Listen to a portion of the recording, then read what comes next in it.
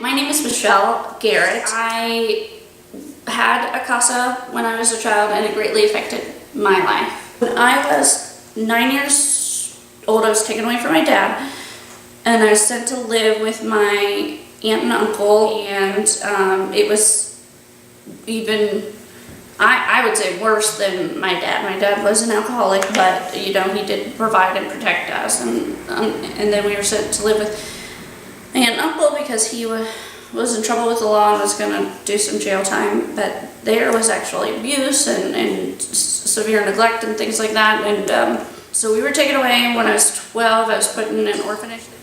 I was trying to be adopted with my brother and my sister. We were almost fostered, but it was too much for foster families, and I was almost adopted with my brother, and it was still too much, and that fell through, and finally it was to the point of they gave me an ultimatum of, you will not be adopted with your siblings, so you will either be adopted by yourself or wait until you age out. So, but the CASA came in at the point where they were like, you'll be adopted or age out, you need to let me know. And she explained all this to me, and she also knew the families that were trying to adopt me at the time. There were two families from my church and one of my friends, aunt and uncle, who were in the running to adopt me.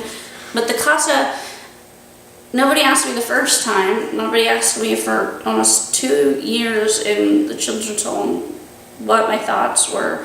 And then finally, when I was facing adoption, finally a CASA said, is anybody going to ask her?